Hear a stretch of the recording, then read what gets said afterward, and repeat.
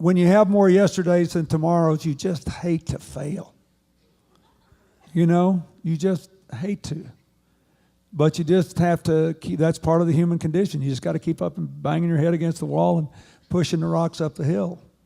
Banging your head against a wall seems to be an activity that doesn't result in very much progress.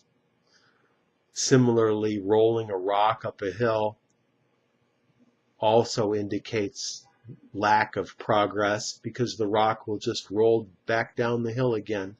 So the idea is to put in a lot of effort into something that does not give you back much visible results. The idea being that some activities are just very difficult and the results are not necessarily so obvious. So somebody might say, all the time I spent studying in school seemed like I was banging my head against the wall. But finally, when I graduated, I realized how much value it would give me. Getting new customers can seem like you're trying to push rocks up a hill, but it's a necessary part of any company to stay successful, to become successful and to stay successful.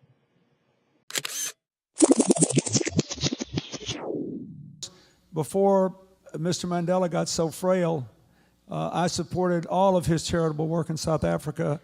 I try to go every year around his birthday and see him and do some event. Frail refers to something that's weak, that appears to be weak. So old people oftentimes get very frail before they die, where you look at them and they look very, very weak.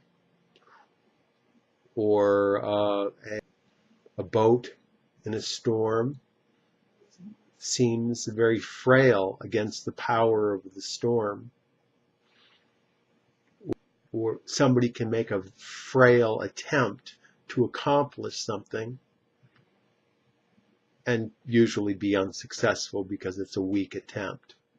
Oftentimes when people have cancer, they don't get frail until right before they die. The World War I airplanes seemed to be very frail, but they were actually quite deadly.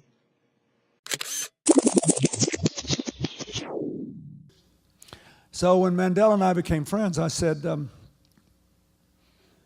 you know, you're a great man, but you're also a canny politician. It was smart to invite your jailers to the inauguration. Canny refers to being shrewd or being very smart about something. Somebody can have a canny perception about things or a canny knowledge of things, very smart, very detailed.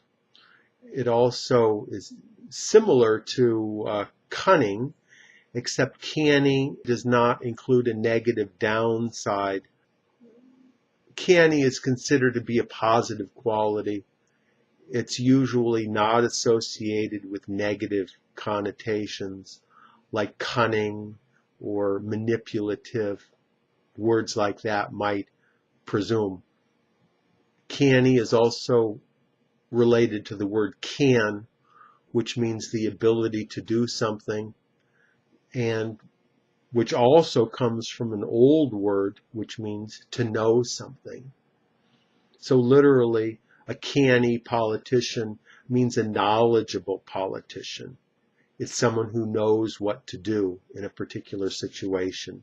Steve Jobs had a canny ability to understand where the future of computers was going. Bill Clinton had a canny understanding of human nature.